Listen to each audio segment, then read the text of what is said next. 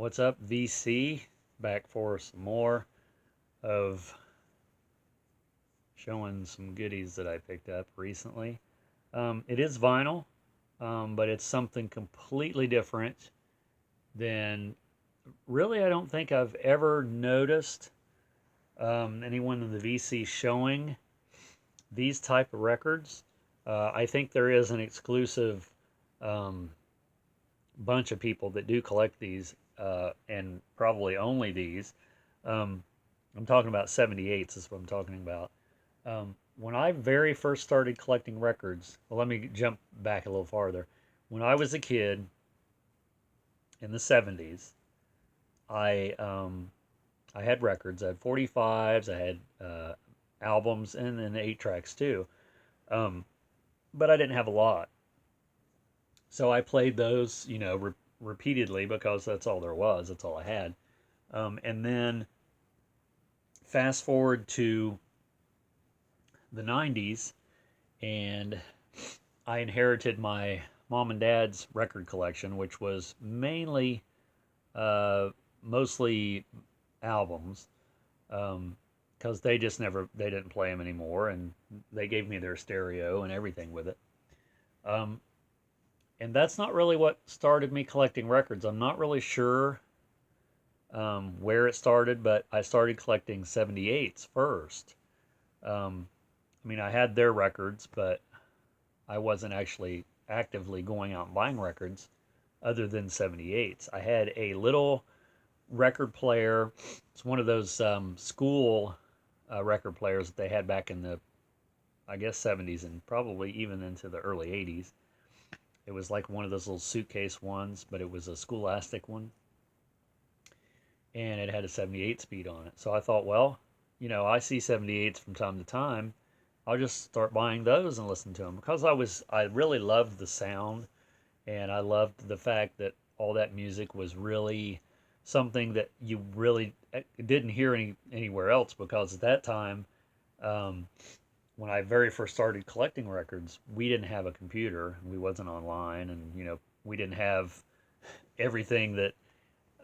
And I hate to say that because it sounds like that it was so long ago. I mean, it sort of was at this point, but I mean, as far as like, it almost sounds ancient now to say that. Um, but we didn't have access to a computer, and even if we did, I'm not real sure if YouTube even existed at that point.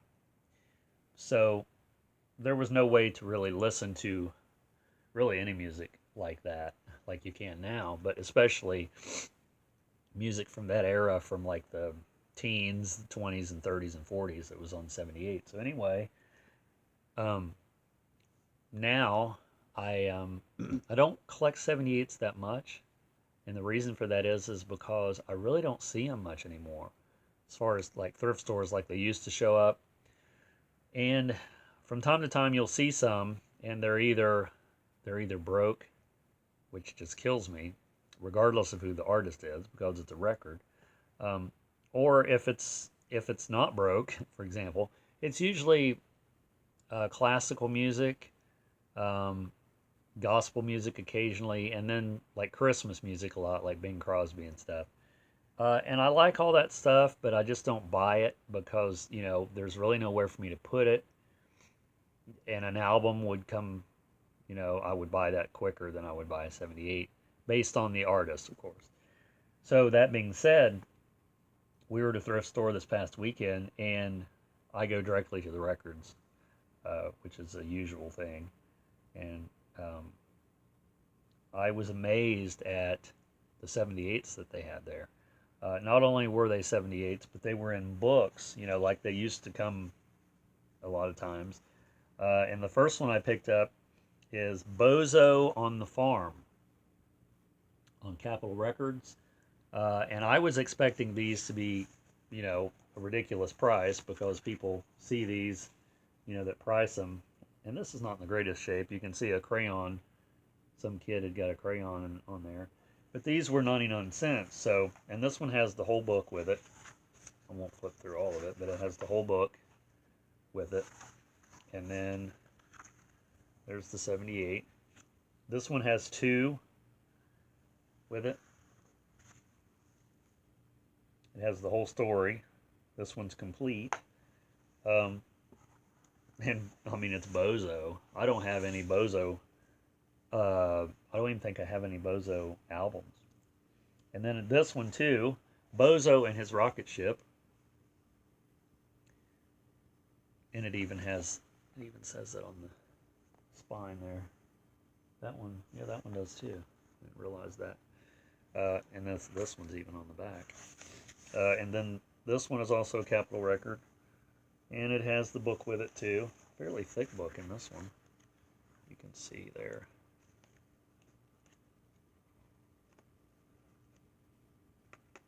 And I'm assuming these came out in probably the 40s or 50s. And this one has both records with it. They had Pinocchio there. And I pulled out one of those records and it was just like split right down the middle. So it's like, well, I guess I'm not going to be getting that one. And then this one here, Bozo Has a Party. And I have a turntable up there, one of those real cheap ones that I play 78s on. So I'll be playing these on that turntable. Because I don't think my regular turntable has 78 speed on it anyway. But I wouldn't want to play them on there anyway, because supposedly you can ruin your needle if you don't have the proper needle to play 78s. Well, not supposedly, you actually can. And then this one has 2 records with it too. This is a different label than this one. But if you're not familiar with 78s, they're very fragile, very breakable. Even though it says, let's see, where was it here? Right here it says, can you see that there? It says non-breakable. Yeah, okay. It's non-breakable, all right. And then the last one I got here is Rusty and Orchestraville. And I was aware of this. This, I think, probably, all these probably came out on an album at one point. But this one was featured in Cool and Strange Music magazine, one of their issues. There was an article about this, which is what made me aware of it. And I might even have this on the album. This says, the instrument talks and Rusty plays. This one's also on Capitol. And there's the story there on the inside. This one has 3 records. And I'm sure these came from all the same collection. And Kat got some too. I'd found some for her. She showed them in her recent video if you want to check that out. But there's Rusty and Orchestraville. And I'll take one of these records out to show anyone that's not real familiar with 78s. I mean, these need clean. I haven't cleaned them yet. But you can see the... And a lot of times, you know, they get really worn, the shellac that they are made out of. Is it shellac? Is that what it's called? I know, my brain is shut off today for some reason.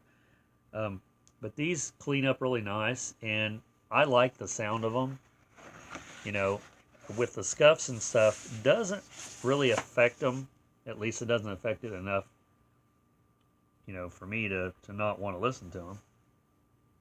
Yeah, this one is 1946. Is what year that one is. I didn't notice the year on these, but this one's the Bozo at a Party is 52. Bozo in his rocket ship is 47.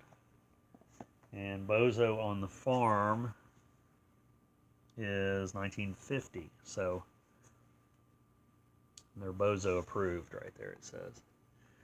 So yeah, I was really surprised to find those and really happy that they weren't broken too when I opened them, because, you know, that's like the worst feeling ever. If you get a record of any kind, whether it's in the mail or you find it in the wild and it's destroyed, I mean, you know, I'm not real picky with my records, but if it's broken in half, you sort of can't do anything with it. So that's all I have in this video. Sort of a short video, sort of something different. I wanted to show those just because I don't, I'm actually happy to find them, and haven't seen too many people show 78s. If there's anyone out there that collects 78s, show some of those. Make a video. I'd like to see some of that stuff.